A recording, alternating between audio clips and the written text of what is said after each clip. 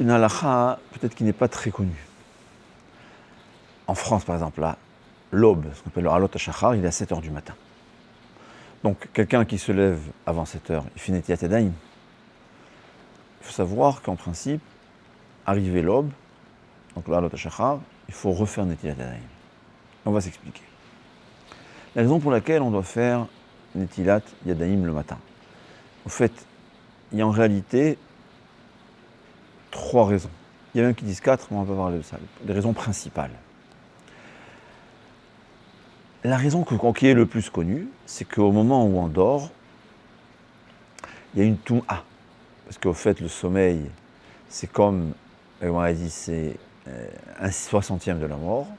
Donc cette toum'a-là, elle s'imprègne sur la personne, et quand il se lève, cette toum'a, j'appelle ça une toum'a, une mauvaise énergie, on ne sait pas ce que c'est quelque chose qui n'est pas visible, ouais. Elle se met dans les mains. Et cette toum'a-là, elle s'enlève seulement quand on fait Netilat Yadayim 6 fois de façon alternative, ouais. Droite-gauche, droite-gauche, droite-gauche. C'est la façon que cette toum'a s'en va. Il y a une marque, le Shulchan Aruch, il a un doute. Est-ce qu'il faut aussi les règles de Netilat Yadayim, c'est-à-dire un ustensile, de l'eau avec les règles de Netilat Yadayim ou pas?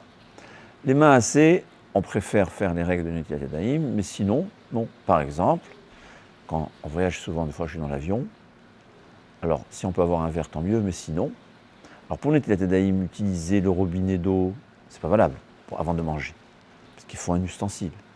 Mais par rapport à cette toum'a-là, qui est la toum'a de la mort qui se met dans les mains des personnes, là, on peut se contenter Bedi Avad avec un robinet sans un ustensile. Mais il faut savoir, au sujet de ça, on n'a pas besoin de faire la bracha. C'est pas sur ça que la bracha a été instituée. Ouais. Ça, c'est une question de toum'a, c'est la raison pour laquelle c'est écrit que c'est dangereux, ça peut ne pas toucher les orifices. Si je touche un aliment, cet aliment il devient tamé. Alors c'est pas bien, on ne va pas l'interdire de le manger, mais c'est pas bien. D'accord? Ça, c'est une question de toum'a. Ce qu'il faut savoir, c'est qu'il y a un doute. Cette toum'a provient du fait du sommeil, ou bien elle provient de la nuit. On ne sait pas. C'est la raison pour laquelle, quand on se dort en journée, on se lève, on fera Netilat Yadayim 6 fois, dans le doute, parce que peut-être cette toum'a dans les mains, se dépose sur les mains à cause du sommeil, sans aucune autre raison.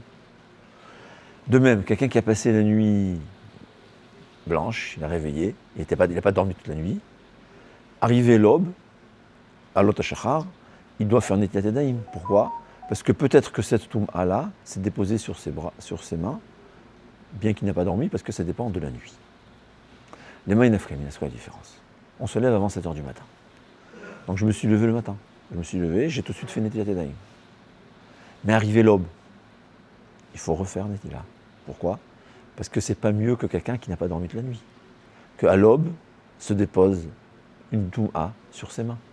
Il faudra refaire Netilat. Par contre, ce que les poskim me disent, que quelqu'un qui s'est réveillé le matin, il faut vite, on doit tout faire le plus vite possible, se laver les mains. Quelqu'un que quand il s'est levé, il a déjà fait Netilat Yadayim, arrivé l'aube, il n'est pas obligé de se dépêcher, il peut terminer s'il est en pleine affaire, il est en train d'étudier, voilà, par exemple, on étudie, il peut attendre la fin de l'étude pour faire Netilat Yadayim. Ou s'il est occupé, il fait quelque chose, il peut attendre. Par contre, je pense que toucher des aliments, comme c'est la toum'a, bien que nous on ne comprend pas, qu'est-ce qu'il y a? Il faut savoir une chose, chaque microgramme de toum'a, ça joue. Ici, on ne voit pas de différence. Mais il y a une différence. Ouais, des fois, on a des difficultés à comprendre la Torah. On ne comprend pas, parce que quand on ne fait pas attention à tout ce qui est toum'a, c'est embêtant. Ça nous empêche de comprendre la Torah. Donc, il faut faire attention. Je crois toucher des aliments, les 6 fois. Les 6 fois, parce que quand c'est... Non, alternatif. Ouais. Comme le matin. Comme le matin, parce que tout ce qui est toum'a,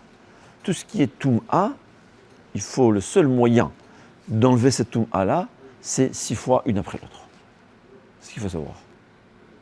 C'est ça. Et ça dépend ou de la nuit, ou du sommeil, on ne sait pas. Donc quelqu'un qui a dormi en journée, ou quelqu'un qui a passé une nuit blanche, Donc dans les deux cas, il devra faire la netila. Et même celui qui s'est réveillé plus tôt que l'aube, arrivé l'aube, il faut refaire la netila. Le seul, le plus indulgent avec lui, il n'est pas obligé de se dépêcher, il faut terminer ses affaires. Je conseille pour quelqu'un qui s'occupe des aliments et prépare à manger à ses enfants, il vaut mieux faire attention de ne pas toucher les aliments après l'aube. Ce qu'il faut savoir, c'est que la bracha de Netilat Yadayim ne dépend pas de ça. Ça c'est tout. C'est pas pour ça qu'on a institué la bracha. La bracha de Netilat, c'est une autre chose. C'est marqué de Rashba et le Roche. Le Rashba, j'espère que je ne confonds pas les noms, j'ai toujours une difficulté de me souvenir. Le Rashba considère, parce qu'au fait, on commence une nouvelle journée. Et une nouvelle journée, c'est comme un Kohen, les Kohanim, avant leur travail, le service d'Hachem, qu'est-ce qu'ils font? Ils se lavaient les mains. D'ailleurs, c'est cette coutume qui a été gardée, qu'avant de rentrer au kotel, on se lave les mains. Pourquoi? C'est Zecher, c'est un minhag Israël Torah, un minhag qui vient de la neshama juive, qui reconnaît des choses, qui comprend des choses au-delà de notre cerveau. On rentre au kotel, on ressemble à un Kohen qui rentre à Avodat Hashem, service d'Hachem, on se lave les mains. La même chose ici. Un juif, il se lève le matin, il est au service d'Hachem. La journée, c'est le service d'Hachem. Même quand on travaille, celui qui est intelligent, il sait que son travail aussi, c'est un Avodat Hashem. Et comme une fois j'ai donné un cours, je crois, on a trouvé une dizaine de mitzvot qu'une personne peut faire juste en train de travailler. Ouais. Donc le matin, je suis comme ce Kohen-là, qui commence sa journée de service à Hachem. La première des choses qu'on fait, on se lave les mains. C'est pour ça que le Rashba dit, on fait se lave les mains, et donc, c'est la raison pour laquelle on a institué la bracha. D'après le Roche, c'est différent. D'après la Roche, la raison pour laquelle on fait Netilat Yadayim, c'est qu'avant chaque tfila, avant que chaque prière, si les mains sont tamées, sont impures, on est obligé de se laver les mains avec beracha. Alors, en général, la nuit, dans le temps, ça n'existait pas les pyjamas, il faut savoir. On se touche les parties recouvertes du corps, donc 99,99% des gens, peut-être les tzadikim, ils réussissent à se protéger, je ne sais pas comment ils font. Mais normalement, une fois qu'on se lève le matin, c'est que nos mains sont tamées, sont impures, on touche des endroits impurs. Et pour la tefila, on va se laver les mains, purifier ses mains, ou nettoyer ses mains plutôt pour la prière. C'est la raison pour laquelle on va faire la bracha. Selon le Roche, avant Mincha, avant Arvit, c'est la même chose. Quelqu'un qui sait que ses mains ont été impures, il a touché des parties couvertes de son corps, il s'est gratté les cheveux, il était aux toilettes, il a une obligation de faire Netila avant la tfila, avec bracha. Dans le doute, comme c'est une marquette entre le Roche et le Rashba, on ne fait la bracha que le matin. Mais il faut savoir, cette halakha reste que, d'après le Roche, et c'est ça la halakha en fait, que si les mains sont impures, on doit faire Netila avant la tfila. Ça, c'est une halakha à connaître. Il y a une coutume en Eretz Israël, surtout chez les Ashkenazim, je ne sais pas si c'est les Sfaradim aussi, parce que moi, ce que j'ai vu en tout cas, que de toutes les façons, en tout cas c'est le minhag ashkenaz, avant la prière, toujours on se lave les mains parce qu'on ne sait pas. On ne sait pas si nos mains sont pures ou pas. Mais si quelqu'un sait que ses mains ont touché un endroit impur, il s'est gratté les cheveux sous sa kippa. Alors c'est l'avantage de ceux qui n'ont pas de kippa. Non, il faut avoir la kippa. Ouais.